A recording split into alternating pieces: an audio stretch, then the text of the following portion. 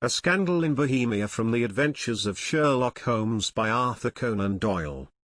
To Sherlock Holmes she is always the woman. I have seldom heard him mention her under any other name. In his eyes she eclipses and predominates the whole of her sex.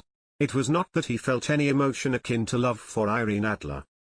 All emotions, and that one particularly, were abhorrent to his cold, precise but admirably balanced mind. He was, I take it, the most perfect reasoning and observing machine that the world has seen. But as a lover he would have placed himself in a false position. He never spoke of the softer passions, save with a jibe and a sneer. They were admirable things for the observer, excellent for drawing the veil from men's motives and actions. But for the trained reasoner to admit such intrusions into his own delicate and finely adjusted temperament was to introduce a distracting factor which might throw a doubt upon all his mental results. Grit in a sensitive instrument, or a crack in one of his own high-power lenses, would not be more disturbing than a strong emotion in a nature such as his. And yet there was but one woman to him, and that woman was the late Irene Adler, of dubious and questionable memory. I had seen little of Holmes lately. My marriage had drifted us away from each other. My own complete happiness, and the home-centered interests which rise up around the man who first finds himself master of his own establishment, were sufficient to absorb all my attention, while Holmes, who loathed every form of society with his whole Bohemian soul, remained in our lodgings in Baker Street, buried among his old books, and alternating from week to week between cocaine and ambition, the drowsiness of the drug, and the fierce energy of his own keen nature. He was still, as ever, deeply attracted by the study of crime, and occupied his immense faculties and extraordinary powers of observation in following out those clues, and clearing up those mysteries which had been abandoned as hopeless by the official police. From time to time I heard some vague account of his doings, of his summons to Odessa in the case of the Trip-off murder, of his clearing up of the singular tragedy of the Atkinson brothers at Trincomalee, and finally of the mission which he had accomplished so delicately and successfully for the reigning family of Holland. Beyond these signs of his activity, however, which I merely shared with all the readers of the daily press, I knew little of my former friend and companion. One night, it was on the 20th of March, 1888, I was returning from a journey to a patient, for I had now returned to civil practice, when my way led me through Baker Street. As I passed the well-remembered door, which must always be associated in my mind with my wooing, and with the dark incidents of the study in scarlet, I was seized with a keen desire to see Holmes again, and to know how he was employing his extraordinary powers. His rooms were brilliantly lit, and, even as I looked up, I saw his tall, spare figure pass twice in a dark silhouette against the blind. He was pacing the room swiftly, eagerly, with his head sunk upon his chest and his hands clasped behind him. To me, who knew his every mood and habit, his attitude and manner told their own story. He was at work again. He had risen out of his drug-created dreams and was hot upon the scent of some new problem. I rang the bell and was shown up to the chamber which had formerly been in part my own. His manner was not effusive. It seldom was, but he was glad, I think, to see me. With hardly a word spoken, but with a kindly eye, he waved me to an armchair, threw across his case of cigars, and indicated a spirit case and a gasogene in the corner. Then he stood before the fire and looked me over in his singular introspective fashion. "Wedlock suits you," he remarked. "I think, Watson, that you have put on 7.5 pounds since I saw you." 7. I answered. "Indeed, I should have thought a little more. Just a trifle more, I fancy, Watson. And in practice again, I observe. You did not tell me that you intended to go into harness." "Then, how do you know?" "I see it, I deduce it. How do I know that you have been getting yourself very wet lately, and that you have a most clumsy and careless servant girl?" "My dear Holmes," said I, "this is too much. You would certainly have been burned, had you lived a few centuries ago. It is true that I had a country walk on Thursday and came home in a dreadful mess, But as I have changed my clothes, I can't imagine how you deduce it. As to Mary Jane, she is incorrigible, and my wife has given her notice, but there, again, I fail to see how you work it out." He chuckled to himself and rubbed his long, nervous hands together.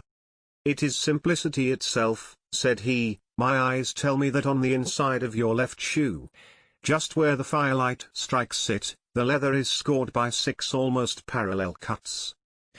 Obviously they have been caused by someone who has very carelessly scraped round the edges of the sole in order to remove crusted mud from it. Hence, you see, my double deduction that you had been out in vile weather, and that you had a particularly malignant boot-slitting specimen of the London slavey. As to your practice, if a gentleman walks into my rooms smelling of iodoform, with a black mark of nitrate of silver upon his right forefinger, and a bulge on the right side of his top hat to show where he has secreted his stethoscope, I must be dull, indeed, if I do not pronounce him to be an active member of the medical profession." I could not help laughing at the ease with which he explained his process of deduction. "When I hear you give your reasons," I remarked, "the thing always appears to me to be so ridiculously simple that I could easily do it myself, though at each successive instance of your reasoning I am baffled until you explain your process. And yet I believe that my eyes are as good as yours." "Quite so," he answered, lighting a cigarette, and throwing himself down into an armchair. "You see, but you do not observe. The distinction is clear. For example, you have frequently seen the steps which lead up from the hall to this room." "Frequently." "How often?" "Well, some hundreds of times." "Then how many are there?" "How many? I don't know." "Quite so. You have not observed. And yet you have seen. That is just my point. Now, I know that there are 17 steps, because I have both seen and observed. By the way, since you are interested in these little problems, and since you are good enough to chronicle one or two of my trifling experiences, you may be interested in this." He threw over a sheet of thick, pink-tinted notepaper which had been lying open upon the table. "It came by the last post," said he. "Read it aloud." The note was undated, and without either signature or address. "There will call upon you tonight, at 7:45, it said, "a gentleman who desires to consult you upon a matter of the very deepest moment. Your recent services to one of the royal houses of Europe have shown that you are one who may safely be trusted with matters which are of an importance which can hardly be exaggerated. This account of you we have from all quarters received. Be in your chamber then at that hour, and do not take it amiss if your visitor wear a mask." "This is indeed a mystery," I remarked. "What do you imagine that it means?" "I have no data yet. It is a capital mistake to theorize before one has data. Insensibly one begins to twist facts to suit theories, instead of theories to suit facts. But the note itself, what do you deduce from it?" I carefully examined the writing, and the paper upon which it was written. "The man who wrote it was presumably well-to-do," I remarked, endeavoring to imitate my companion's processes. "Such paper could not be bought under £0.50 a packet. It is peculiarly strong and stiff." "Peculiar, that is the very word," said Holmes. "It is not an English paper at all. Hold it up to the light." I did so, and saw a large E with a small g, a P, and a large G with a small t woven into the texture of the paper. "What do you make of that?" asked Holmes. "The name of the maker, no doubt, or his monogram, rather." "Not at all. The G with the small t stands for Gesellschaft, which is the German for company. It is a customary contraction like Ugo. P, of course, stands for papier. Now for the egg. Let us glance at our Continental Gazetteer." He took down a heavy brown volume from his shelves. "Eglo, Eglanitz, here we are, Egria. It is in a German-speaking country, in Bohemia, not far from Carlsbad.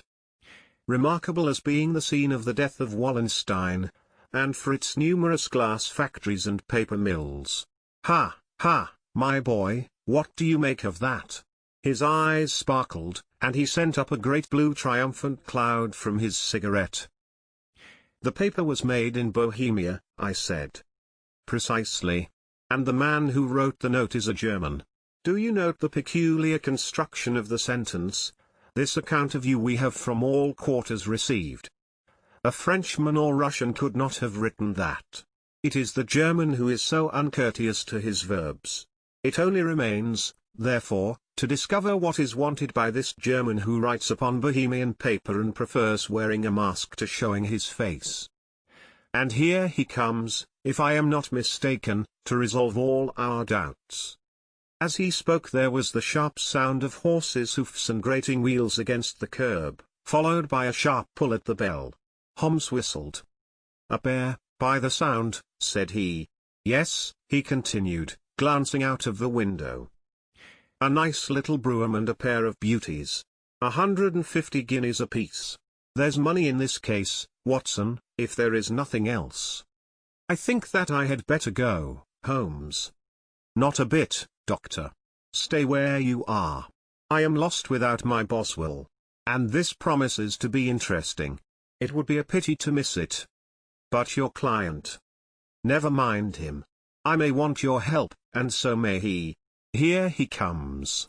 Sit down in that armchair, Doctor, and give us your best attention." A slow and heavy step, which had been heard upon the stairs and in the passage, paused immediately outside the door. Then there was a loud and authoritative tap. "Come in," said Holmes. A man entered who could hardly have been less than 6 feet 6 inches in height, with the chest and limbs of a Hercules. His dress was rich with a richness which would, in England, be looked upon as akin to bad taste. Heavy bands of astrakhan were slashed across the sleeves and fronts of his double-breasted coat, while the deep blue cloak which was thrown over his shoulders was lined with flame-colored silk and secured at the neck with a brooch which consisted of a single flaming beryl. Boots which extended halfway up his calves, and which were trimmed at the tops with rich brown fur, completed the impression of barbaric opulence which was suggested by his whole appearance. He carried a broad-brimmed hat in his hand, while he wore across the upper part of his face, extending down past the cheekbones, a black-visored mask, which he had apparently adjusted that very moment, for his hand was still raised to it as he entered. From the lower part of the face he appeared to be a man of strong character, with a thick, hanging lip, and a long, straight chin suggestive of resolution pushed to the length of obstinacy. "You had my note?" he asked with a deep harsh voice and a strongly marked German accent. "I told you that I would call." He looked from one to the other of us, as if uncertain which to address. "Pray take a seat," said Holmes. "This is my friend and colleague, Dr. Watson, who is occasionally good enough to help me in my cases. Whom have I the honor to address?" "You may address me as the Count von Kram, a Bohemian nobleman. I understand that this gentleman, your friend, is a man of honor and discretion, whom I may trust with a matter of the most extreme importance. If not, I should much prefer to communicate with you alone." I rose to go, but Holmes caught me by the wrist and pushed me back into my chair. "It is both, or none," said he. "You may say before this gentleman anything which you may say to me." The Count shrugged his broad shoulders. "Then I must begin," said he, "by binding you both to absolute secrecy for 2 years. At the end of that time the matter will be of no importance. At present it is not too much to say that it is of such weight it may have an influence upon European history." "I promise," said Holmes. "And I." "You will excuse this mask," continued our strange visitor. "The august person who employs me wishes his agent to be unknown to you, and I may confess at once that the title by which I have just called myself is not exactly my own." "I was aware of it," said Holmes dryly. "The circumstances are of great delicacy, and every precaution has to be taken to quench what might grow to be an immense scandal and seriously compromise one of the reigning families of Europe. To speak plainly, the matter implicates the great house of Ormstein, hereditary kings of Bohemia." "I was also aware of that," murmured Holmes, settling himself down in his armchair and closing his eyes. Our visitor glanced with some apparent surprise at the languid, lounging figure of the man who had been no doubt depicted to him as the most incisive reasoner and most energetic agent in Europe. Holmes slowly reopened his eyes and looked impatiently at his gigantic client. "If your Majesty would condescend to state your case," he remarked, "I should be better able to advise you." The man sprang from his chair and paced up and down the room in uncontrollable agitation. Then, with a gesture of desperation, he tore the mask from his face and hurled it upon the ground. "You are right," he cried, "I am the king. Why should I attempt to conceal it?" "Why, indeed?" murmured Holmes. "Your Majesty had not spoken before I was aware that I was addressing Wilhelm Gottsreich Sigismund von Ormstein, Grand Duke of Kassel-Felstein, and hereditary King of Bohemia." "But you can understand," said our strange visitor, sitting down once more and passing his hand over his high white forehead, "you can understand that I am not accustomed to doing such business in my own person. Yet the matter was so delicate that I could not confide it to an agent without putting myself in his power. I have come incognito from Prague for the purpose of consulting you." "Then, pray consult," said Holmes, shutting his eyes once more. "The facts are briefly these: some 5 years ago, during a lengthy visit to Warsaw, I made the acquaintance of the well-known adventuress, Irene Adler. The name is no doubt familiar to you." "Kindly look her up in my index, Doctor," murmured Holmes without opening his eyes.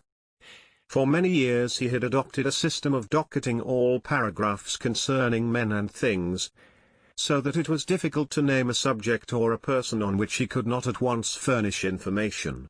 In this case I found her biography sandwiched in between that of a Hebrew rabbi and that of a staff commander who had written a monograph upon the deep-sea fishes.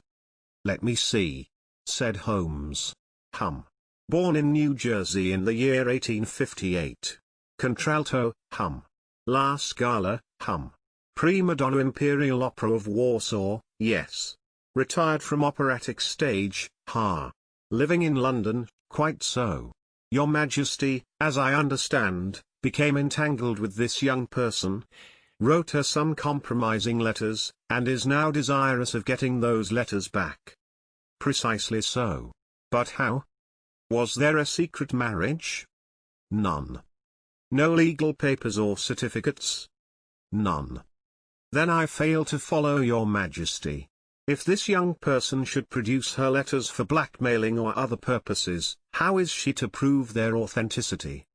There is the writing. Pooh. Forgery. My private notepaper. Stolen. My own seal. Imitated. My photograph. Bought. We were both in the photograph. Oh, dear. That is very bad. Your Majesty has indeed committed an indiscretion. I was mad, insane.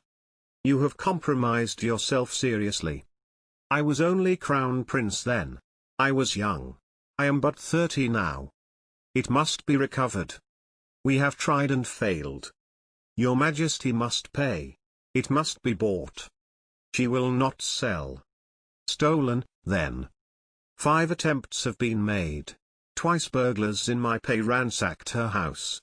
Once we diverted her luggage when she traveled. Twice she has been waylaid. There has been no result. No sign of it?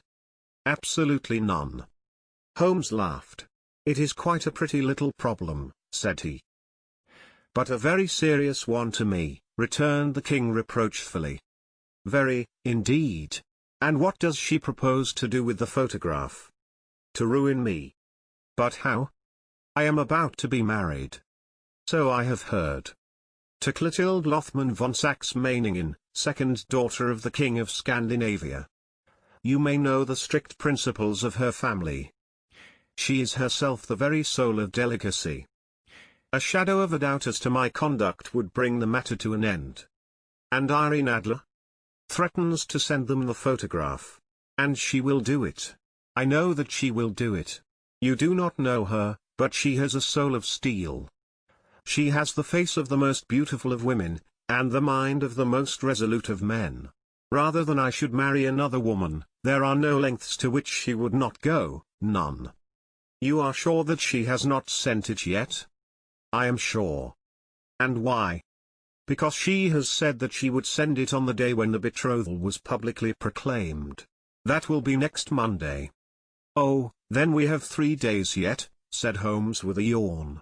That is very fortunate, as I have 1 or 2 matters of importance to look into just at present. Your Majesty will, of course, stay in London for the present? Certainly. You will find me at the Langham under the name of the Count von Kram. Then I shall drop you a line to let you know how we progress. Pray do so. I shall be all anxiety. Then, as to money? You have carte blanche. Absolutely? I tell you that I would give one of the provinces of my kingdom to have that photograph.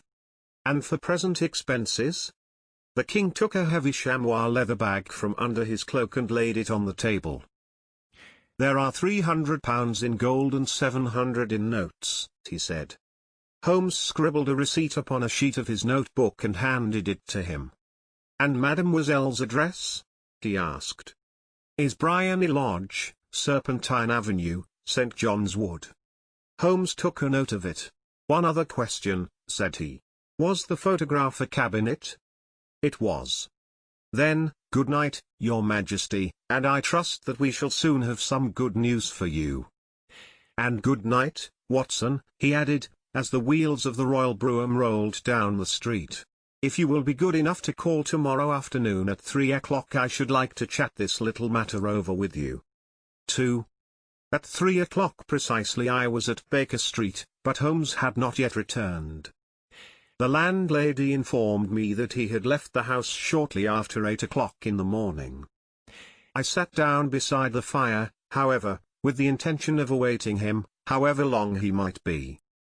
I was already deeply interested in his inquiry, for, though it was surrounded by none of the grim and strange features which were associated with the 2 crimes which I have already recorded, still, the nature of the case and the exalted station of his client gave it a character of its own.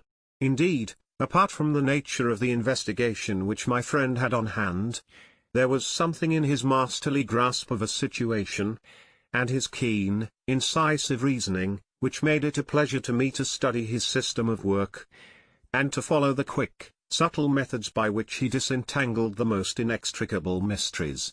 So accustomed was I to his invariable success that the very possibility of his failing had ceased to enter into my head. It was close upon 4 before the door opened, and a drunken-looking groom, ill-kempt and side-whiskered, with an inflamed face and disreputable clothes, walked into the room. Accustomed as I was to my friend's amazing powers in the use of disguises, I had to look 3 times before I was certain that it was indeed he. With a nod he vanished into the bedroom, whence he emerged in 5 minutes tweed-suited and respectable, as of old. Putting his hands into his pockets, he stretched out his legs in front of the fire and laughed heartily for some minutes. Well, really, he cried, and then he choked and laughed again until he was obliged to lie back, limp and helpless, in the chair. What is it? It's quite too funny. I am sure you could never guess how I employed my morning, or what I ended by doing. I can't imagine. I suppose that you have been watching the habits, and perhaps the house, of Miss Irene Adler. Quite so, but the sequel was rather unusual. I will tell you, however. I left the house a little after 8 o'clock this morning in the character of a groom out of work. There is a wonderful sympathy and freemasonry among horsey men. Be one of them, and you will know all that there is to know. I soon found Briony Lodge. It is a bijou villa, with a garden at the back, but built out in front right up to the road, 2 stories. Chubb lock to the door.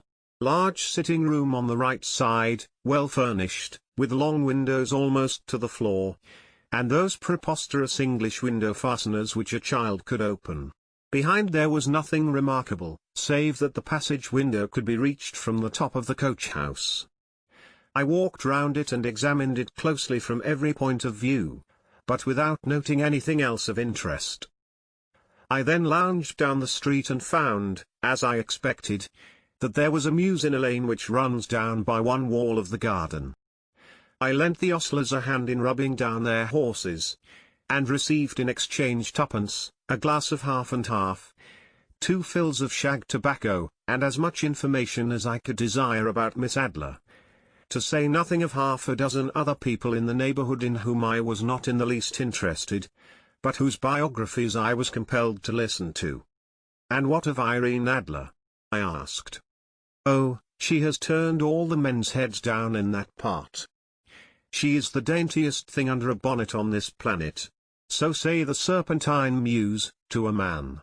She lives quietly, sings at concerts, drives out at 5 every day, and returns at 7 sharp for dinner. Seldom goes out at other times, except when she sings. Has only one male visitor, but a good deal of him. He is dark, handsome, and dashing, never calls less than once a day, and often twice. He is a Mr. Godfrey Norton, of the Inner Temple. See the advantages of a cabman as a confidant. They had driven him home a dozen times from Serpentine Mews, and knew all about him. When I had listened to all they had to tell, I began to walk up and down near Briony Lodge once more, and to think over my plan of campaign.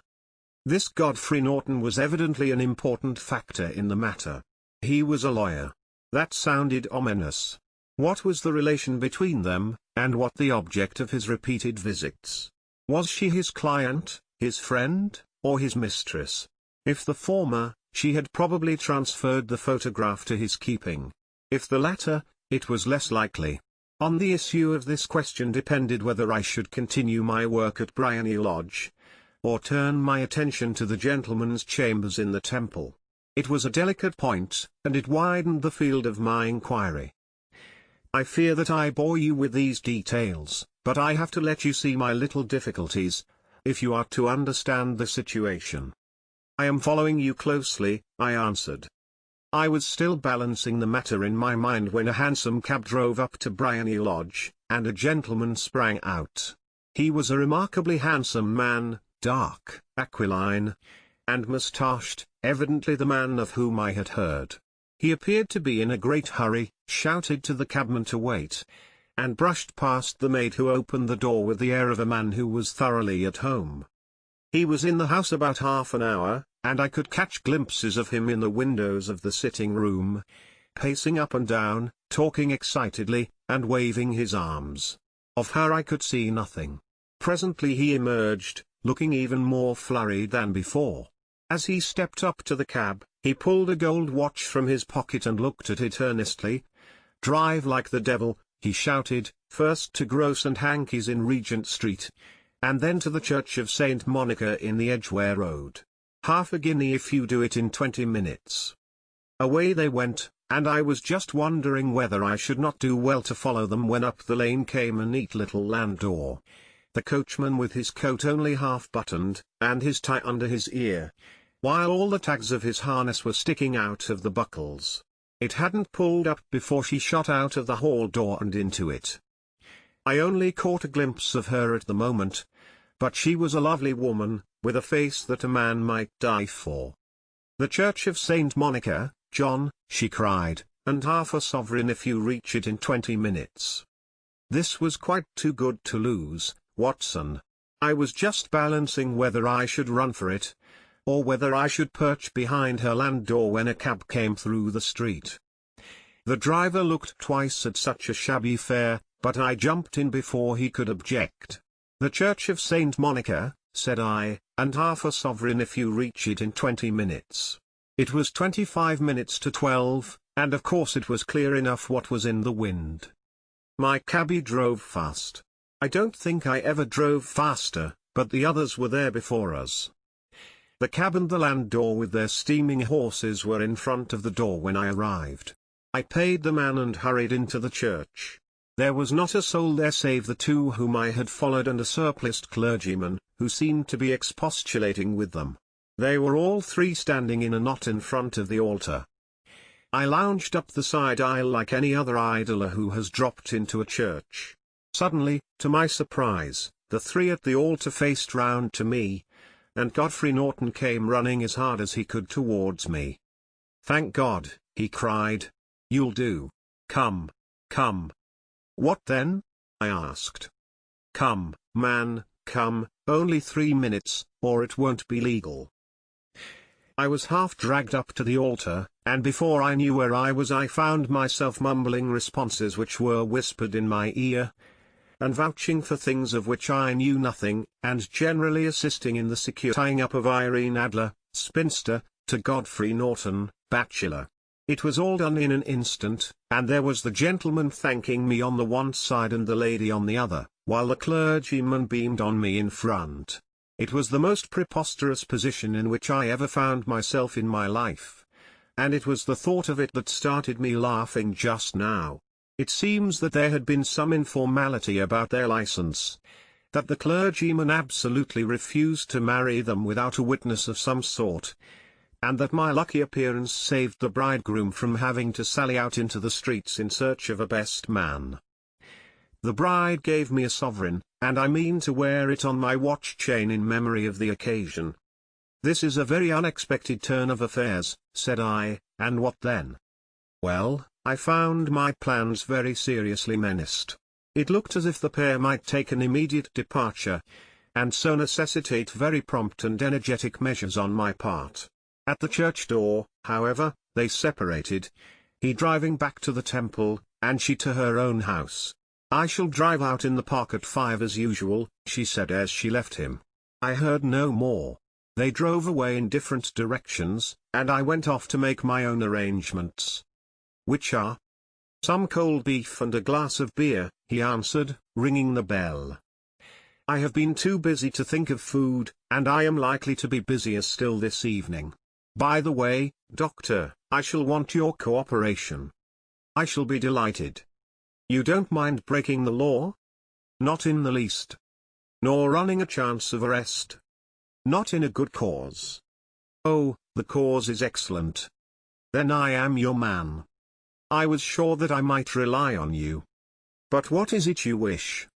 "When Mrs. Turner has brought in the tray I will make it clear to you." "Now," he said as he turned hungrily on the simple fare that our landlady had provided, "I must discuss it while I eat, for I have not much time. It is nearly 5 now. In 2 hours we must be on the scene of action. Miss Irene, or Madam, rather, returns from her drive at 7. We must be at Briony Lodge to meet her." "And what then?" "You must leave that to me. I have already arranged what is to occur. There is only one point on which I must insist. You must not interfere, come what may. You understand? I am to be neutral? To do nothing whatever. There will probably be some small unpleasantness. Do not join in it. It will end in my being conveyed into the house. 4 or 5 minutes afterwards the sitting-room window will open. You are to station yourself close to that open window." "Yes." "You are to watch me, for I will be visible to you." "Yes." "And when I raise my hand, so, you will throw into the room what I give you to throw, and will, at the same time, raise the cry of fire. You quite follow me?" "Entirely." "It is nothing very formidable," he said, taking a long cigar-shaped roll from his pocket. "It is an ordinary plumber's smoke rocket, fitted with a cap at either end to make it self-lighting. Your task is confined to that. When you raise your cry of fire, it will be taken up by quite a number of people. You may then walk to the end of the street, and I will rejoin you in 10 minutes. I hope that I have made myself clear? I am to remain neutral, to get near the window, to watch you, and at the signal to throw in this object, then to raise the cry of fire, and to wait you at the corner of the street." "Precisely." "Then you may entirely rely on me." "That is excellent. I think, perhaps, it is almost time that I prepare for the new role I have to play." He disappeared into his bedroom and returned in a few minutes in the character of an amiable and simple-minded nonconformist clergyman. His broad black hat, his baggy trousers, his white tie, his sympathetic smile, and general look of peering and benevolent curiosity were such as Mr. John Hare alone could have equalled. It was not merely that Holmes changed his costume. His expression, his manner, his very soul seemed to vary with every fresh part that he assumed. The stage lost a fine actor, even as science lost an acute reasoner, when he became a specialist in crime. It was 6:15 when we left Baker Street, and it still wanted 10 minutes to the hour when we found ourselves in Serpentine Avenue. It was already dusk, and the lamps were just being lighted as we paced up and down in front of Briony Lodge, waiting for the coming of its occupant. The house was just such as I had pictured it from Sherlock Holmes' succinct description, but the locality appeared to be less private than I expected. On the contrary, for a small street in a quiet neighborhood, it was remarkably animated. There was a group of shabbily dressed men smoking and laughing in a corner, a scissors grinder with his wheel, 2 guardsmen who were flirting with a nurse girl, and several well-dressed young men who were lounging up and down with cigars in their mouths. "You see," remarked Holmes, as we paced to and fro in front of the house, "this marriage rather simplifies matters. The photograph becomes a double-edged weapon now. The chances are that she would be as averse to its being seen by Mr. Godfrey Norton, as our client is to its coming to the eyes of his princess. Now the question is, where are we to find the photograph? Where, indeed? It is most unlikely that she carries it about with her. It is cabinet size, too large for easy concealment about a woman's dress. She knows that the king is capable of having her waylaid and searched. 2 attempts of the sort have already been made. We may take it, then, that she does not carry it about with her. Where, then? Her banker or her lawyer. There is that double possibility. But I am inclined to think neither. Women are naturally secretive, and they like to do their own secreting. Why should she hand it over to anyone else? She could trust her own guardianship, but she could not tell what indirect or political influence might be brought to bear upon a businessman. Besides, remember that she had resolved to use it within a few days. It must be where she can lay her hands upon it. It must be in her own house. But it has twice been burgled. Sure. They did not know how to look. But how will you look? I will not look. What then? I will get her to show me. But she will refuse. She will not be able to. But I hear the rumble of wheels. It is her carriage. Now carry out my orders to the letter. As he spoke, the gleam of the sidelights of a carriage came round the curve of the avenue. It was a smart little landau which rattled up to the door of Briony Lodge. As it pulled up, one of the loafing men at the corner dashed forward to open the door in the hope of earning a copper, but was elbowed away by another loafer, who had rushed up with the same intention. A fierce quarrel broke out, which was increased by the 2 guardsmen, who took sides with one of the loungers, and by the scissors grinder, who was equally hot upon the other side. A blow was struck, and in an instant the lady, who had stepped from her carriage, was the center of a little knot of flushed and struggling men, who struck savagely at each other with their fists and sticks. Holmes dashed into the crowd to protect the lady, but, just as he reached her, he gave a cry and dropped to the ground, with the blood running freely down his face. At his fall the guardsmen took to their heels in one direction and the loungers in the other, while a number of better-dressed people, who had watched the scuffle without taking part in it, crowded in to help the lady and to attend to the injured man. Irene Adler, as I will still call her, had hurried up the steps, but she stood at the top with her superb figure outlined against the lights of the hall, looking back into the street. "Is the poor gentleman much hurt?" she asked. "He is dead," cried several voices. "No, no, there's life in him," shouted another. "But he'll be gone before you can get him to hospital." "He's a brave fellow," said a woman. "They would have had the lady's person watch if it hadn't been for him. They were a gang, and a rough one, too. Ah, he's breathing now. He can't lie in the street. May we bring him in, ma'am?" "Surely. Bring him into the sitting room. There is a comfortable sofa. This way, please."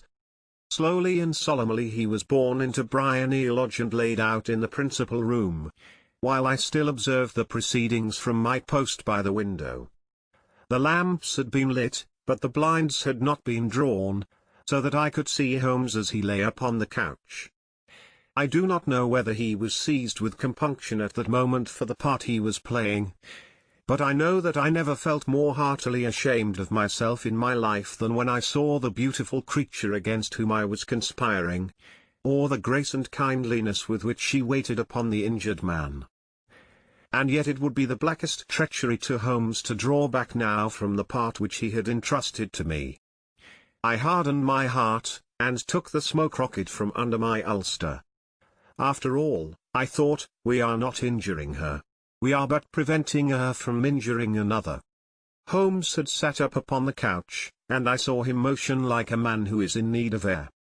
A maid rushed across and threw open the window. At the same instant I saw him raise his hand, and at the signal I tossed my rocket into the room with a cry of fire. The word was no sooner out of my mouth than the whole crowd of spectators, well-dressed and ill, gentlemen, ostlers, and servant maids, joined in a general shriek of fire. Thick clouds of smoke curled through the room and out at the open window. I caught a glimpse of rushing figures, and a moment later the voice of Holmes from within assuring them that it was a false alarm. Slipping through the shouting crowd I made my way to the corner of the street, and in 10 minutes was rejoiced to find my friend's arm in mine, and to get away from the scene of uproar. He walked swiftly and in silence for some few minutes until we had turned down one of the quiet streets which lead towards the Edgware Road. "You did it very nicely, Doctor," he remarked. "Nothing could have been better. It is all right. You have the photograph? I know where it is. And how did you find out?" "She showed me, as I told you she would. I am still in the dark." "I do not wish to make a mystery," said he, laughing. "The matter was perfectly simple. You, of course, saw that everyone in the street was an accomplice. They were all engaged for the evening. I guessed as much. Then, when the row broke out, I had a little moist red paint in the palm of my hand. I rushed forward, fell down, clapped my hand to my face, and became a piteous spectacle. It is an old trick. That also I could fathom. Then they carried me in. She was bound to have me in. What else could she do? And into her sitting room, which was the very room which I suspected. It lay between that and her bedroom, and I was determined to see which. They laid me on a couch, I motioned for air, they were compelled to open the window, and you had your chance. How did that help you? It was all important. When a woman thinks that her house is on fire, her instinct is at once to rush to the thing which she values most. It is a perfectly overpowering impulse, and I have more than once taken advantage of it. In the case of the Darlington substitution scandal it was of use to me, and also in the Arnsworth Castle business. A married woman grabs at her baby, an unmarried one reaches for her jewel box. Now it was clear to me that Our Lady of today had nothing in the house more precious to her than what we are in quest of. She would rush to secure it. The alarm of fire was admirably done. The smoke and shouting were enough to shake nerves of steel. She responded beautifully. The photograph is in a recess behind a sliding panel just above the right bell pull. She was there in an instant, and I caught a glimpse of it as she half drew it out. When I cried out that it was a false alarm, she replaced it, glanced at the rocket, rushed from the room, and I have not seen her since. I rose, and, making my excuses, escaped from the house. I hesitated whether to attempt to secure a photograph at once, but the coachman had come in, and as he was watching me narrowly, it seemed safer to wait. A little over-precipitance may ruin all. "And now?" I asked. "Our quest is practically finished. I shall call with the king tomorrow, and with you, if you care to come with us. We will be shown into the sitting room to wait for the lady, but it is probable that when she comes she may find neither us nor the photograph. It might be a satisfaction to His Majesty to regain it with his own hands." "And when will you call?" at 8 in the morning. She will not be up, so that we shall have a clear field. Besides, we must be prompt, for this marriage may mean a complete change in her life and habits. I must wire to the king without delay." We had reached Baker Street and had stopped at the door. He was searching his pockets for the key when someone passing said, "Good night, Mr. Sherlock Holmes." There were several people on the pavement at the time, but the greeting appeared to come from a slim youth in an ulster who had hurried by. "I've heard that voice before," said Holmes, staring down the dimly lit street. "Now, I wonder who the deuce that could have been." 3. I slept at Baker Street that night, and we were engaged upon our toast and coffee in the morning when the King of Bohemia rushed into the room. "You have really got it," he cried, grasping Sherlock Holmes by either shoulder and looking eagerly into his face. "Not yet. But you have hopes?" "I have hopes." "Then, come. I am all impatience to be gone." "We must have a cab." "No, my brougham is waiting." "Then that will simplify matters." We descended and started off once more for Briony Lodge. "Irene Adler is married," remarked Holmes. "Married? When?" "Yesterday." "But to whom?" "To an English lawyer named Norton." "But she could not love him." "I am in hopes that she does." "And why in hopes?" "Because it would spare your Majesty all fear of future annoyance. If the lady loves her husband, she does not love your Majesty. If she does not love your Majesty, there is no reason why she should interfere with your Majesty's plan." "It is true. And yet, well, I wish she had been of my own station. What a queen she would have made."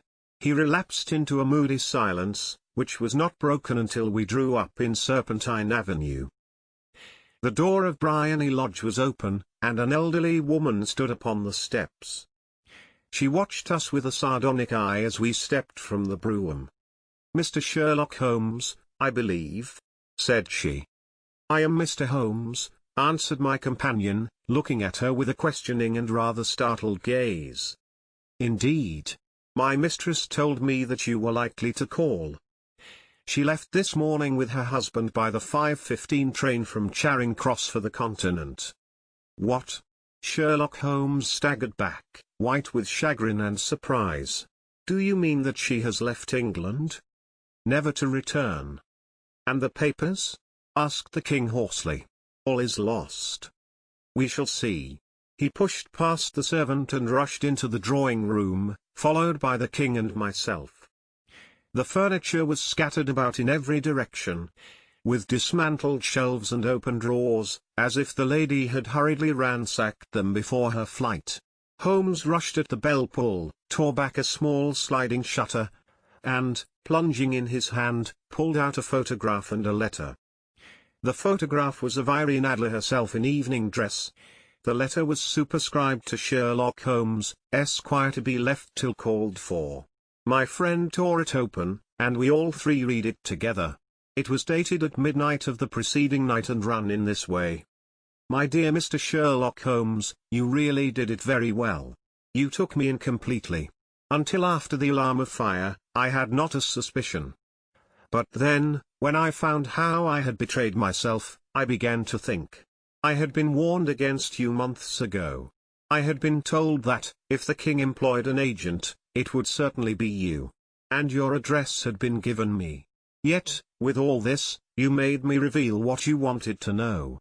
Even after I became suspicious, I found it hard to think evil of such a dear, kind old clergyman. But, you know, I have been trained as an actress myself. Male costume is nothing new to me. I often take advantage of the freedom which it gives.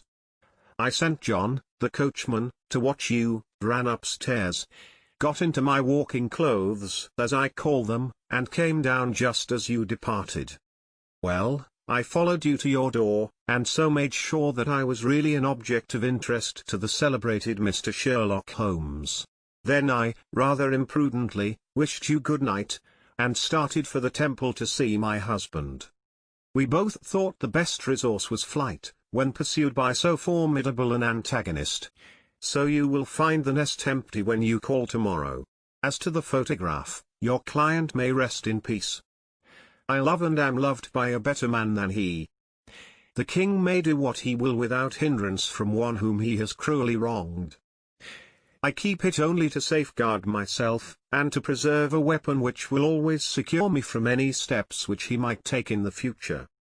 I leave a photograph which he might care to possess, and I remain, dear Mr. Sherlock Holmes, very truly yours, Irene Norton, née Adler. What a woman, oh, what a woman! Cried the King of Bohemia, when we had all three read this epistle. Did I not tell you how quick and resolute she was? Would she not have made an admirable queen? Is it not a pity that she was not on my level? From what I have seen of the lady, she seems, indeed, to be on a very different level to your Majesty, said Holmes coldly. I am sorry that I have not been able to bring your Majesty's business to a more successful conclusion. On the contrary, my dear sir, cried the king, nothing could be more successful. I know that her word is inviolate. The photograph is now as safe as if it were in the fire. I am glad to hear your Majesty say so. I am immensely indebted to you. Pray tell me in what way I can reward you. This ring, he slipped an emerald snake ring from his finger and held it out upon the palm of his hand. Your Majesty has something which I should value even more highly, said Holmes. You have but to name it. This photograph. The king stared at him in amazement. Irene's photograph, he cried. Certainly, if you wish it. I thank your Majesty. Then there is no more to be done in the matter. I have the honor to wish you a very good morning. He bowed, and, turning away without observing the hand which the king had stretched out to him, he set off in my company for his chambers. And that was how a great scandal threatened to affect the kingdom of Bohemia, and how the best plans of Mr. Sherlock Holmes were beaten by a woman's wit. He used to make merry over the cleverness of women, but I have not heard him do it of late. And when he speaks of Irene Adler, or when he refers to her photograph, it is always under the honorable title of the woman.